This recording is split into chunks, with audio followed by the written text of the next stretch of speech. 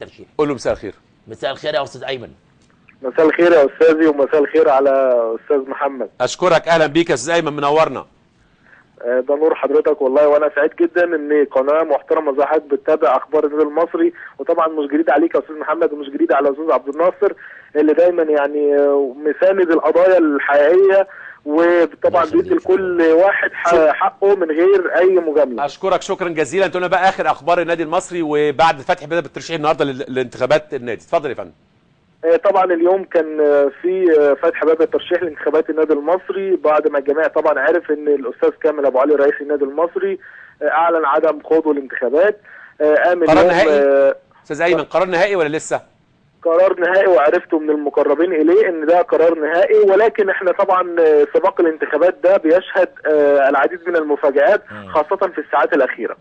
اليوم قام الأستاذ محمد علي عبد المحسن بتقديم اوراق الترشيح ولاء عضويه مجلس اداره النادي المصري تحت سن 52 سنه، وكان بينه وبينه بعض الكلمات كده اللي اكد ان هو يعني دوافع تقديمه للانتخابات ان هو عايز يخدم النادي، وان هو حزين على ابتعاد كامل ابو علي عن النادي المصري، وكمان بيقول عنده اقتراح ان لو اللعيبه رفضت تنضم للنادي المصري يضم لعيبه من بورسعيد ويلعبوا في الدوري، واصرار من بورسعيد على المشاركه في الدوري الموسم المقبل باذن الله. كمان في كلام كتير ان مراكز الاعضاء العضويه والنائب هيشغلهم بعض الاعضاء الجمعيه العموميه اللي هيقدموا اوراقهم للترشيح، وابرز ما سيكون على منصب النائب هيكون الاستاذ او الحاج ابراهيم متولي شقيق الراحل الحاج سيد متولي رئيس النادي المصري السابق، وكمان ممكن يكون الاستاذ شريف شدوى على منصب النائب،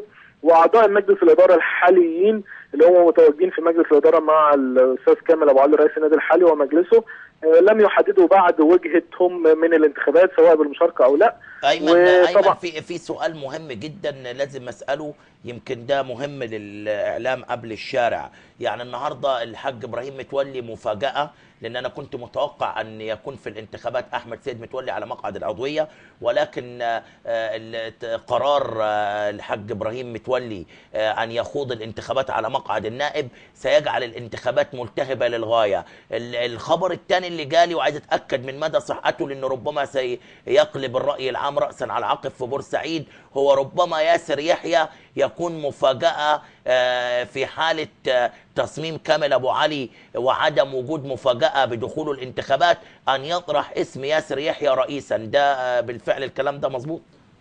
هو استاذي طبعا هرد على حضرتك ان بالنسبه للحاج ابراهيم متولي كان بينه وبينه حديث منذ بعض ايام، قال لي ان هو عازم على الترشيح لمنصب النائب، وسالته عن وجهه الاستاذ احمد من الترشيح للانتخابات، قال ان الاستاذ احمد متولي نجل الراحل سيد متولي يعني ابعدته العائله عن المشاركه في الانتخابات وغمار الانتخابات، وان هو اخذ سكه السياسه زي ما البعض يعلم او للمعرفه ان هو واخد موضوع حزب مصر مع الدكتور عمرو خالد في موضوع السياسه، ولكن السيناريو اللي ربما يتضح امام الجميع خلال الساعات القادمه والايام القادمه موضوع ياسر يحيى وموضوع حسمه من الانتخابات.